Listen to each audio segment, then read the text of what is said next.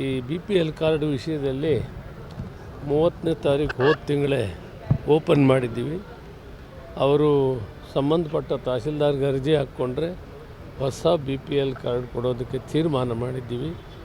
ಯಾರು ಅರ್ಹರಿರ್ತಾರೆ ಅವರೆಲ್ಲರಿಗೂ ಕೂಡ ಕೊಡ್ತೀವಿ.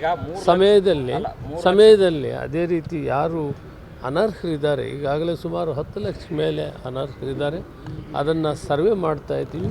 ಅವರನ್ನು APLಗೆ ಶಿಫ್ಟ್ ಮಾಡ್ತೀವಿ. ಅರ್ಹರನ್ನು ಇಲ್ಲಿ ನಾವು ಕೊಡೋದಕ್ಕೆ ಹೊಸ ಕಾರ್ಡನ್ನು ನಾವು ಇವತ್ತು ಬಿಟ್ಕೊಡ್ತಾ ಇದ್ದೀವಿ. ಈಗ 3 ಲಕ್ಷಕ್ಕೂ ಅಧಿಕ ಕನ್ವರ್ಟ್ ಆಗಿದೆ ಸರ್, BPLಯಿಂದ APLಗೆ ಕನ್ವರ್ಟ್ ಆಗಿದೆ. ನೀವೇ ಸದನದಲ್ಲಿ ಅಂಶಗಳಿಗೆ ಉತ್ತರ ಕೊಟ್ಟಿದ್ದೀರಿ. ಸೊ ಆ ಕನ್ವರ್ಟ್ ಆದಂಥವ್ರಿಗೆ ಏನು ವ್ಯವಸ್ಥೆ ಇರುತ್ತೆ ಸರ್? ಅದು ಯಾವ ಥರದ ಕಾರ್ಡ್? ಮೊದಲು APL ಕಾರ್ಡ್ ಕೂಡ ಒಂದು ಲಿಮಿಟೆಡ್ 15 kg ಕೊಡ್ತಾಯಿದ್ವಿ. ಅದು ಬರ್ತಾ ಕಡೆಗೆ ಒಂದು 10,000 ಜನನೂ ಕೂಡ ಅಕ್ಕಿ ತಗೊಳ್ತಾ ಇರಲಿಲ್ಲ. ಅದಕ್ಕೆ ಸದ್ಯಕ್ಕೆ ರದ್ದು ಮಾಡಿದ್ವಿ. ಡಿಮ್ಯಾಂಡ್ ಬಂದರೆ ಅವ್ರಿಗೂ ಕೊಡೋವಂಥದ್ದನ್ನ ಏರ್ಪಾಟ್ ಮಾಡ್ತೀವಿ. ಬಹಳ ಮುಖ್ಯವಾಗಿ ಸುಮಾರು 2 ವರ್ಷದಿಂದ BPL ಕಾರ್ಡ್ ಅರ್ಜಿ, ಹೊಸ ಅರ್ಜಿ ಏನಿತ್ತು, ಕೆಲವರು ಆರೋಗ್ಯದ ಸಂಬಂಧಪಟ್ಟಂಗೆ ಹಾಕ್ಕೊಂಡಿದ್ರು. ಉಳಿದಂಥವರಿಗೆ ಈಗ ಓಪನ್ ಮಾಡಿದ್ವಿ, ಅವ್ರು ಅರ್ಜಿ ಹಾಕ್ಕೊಬೋದು.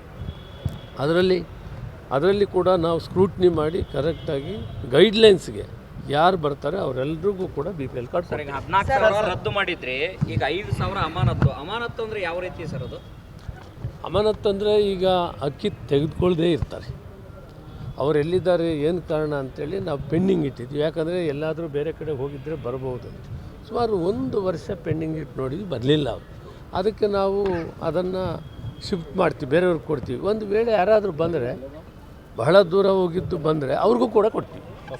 ನಿನ್ನೆ ಅಧಿಕಾರಿಗಳ ಭ್ರಷ್ಟಾಚಾರದ ವಿಚಾರವಾಗಿ CLP ಮೀಟಿಂಗಲ್ಲಿ ಶಾಸಕರು ಧ್ವನಿ ಎತ್ತಿದ್ದಾರೆ. ಅಧಿಕಾರಿಗಳು ಜಾಸ್ತಿ ಭ್ರಷ್ಟಾಚಾರವನ್ನು ಮಾಡ್ತಿದ್ದಾರೆ, ಅನುದಾನ ಸರ್ಕಾರದಿಂದ ಕೊಟ್ಟರೂ ಕೂಡ ಅಧಿಕಾರಿಗಳ ಟೈಮ್ನಲ್ಲಿ ಬಿಡುಗಡೆ ಮಾಡಲ್ಲ. ಇಲ್ಲ, ಆ ಸಬ್ಜೆಕ್ಟು ಏನೂ ಇಲ್ಲ, ಯಾವುದು ಭ್ರಷ್ಟಾಚಾರದ ಬಗ್ಗೆ ಮಾತಾಡಿಲ್ಲ. ಅಭಿವೃದ್ಧಿ ಕೆಲಸಗಳಿಗೆ ಹಣ ಬೇಕಂತೂ ಶಾಸಕರು ಕೇಳಿದ್ದಾರೆ, ಅದಕ್ಕೆ ಹಣ ಕೊಡ್ತೀವಿ ಅಂತ ಮಾನ್ಯ ಮುಖ್ಯಮಂತ್ರಿಗಳು ಆಶ್ವಾಸನೆ ಕೊಟ್ಟಿದ್ದಾರೆ.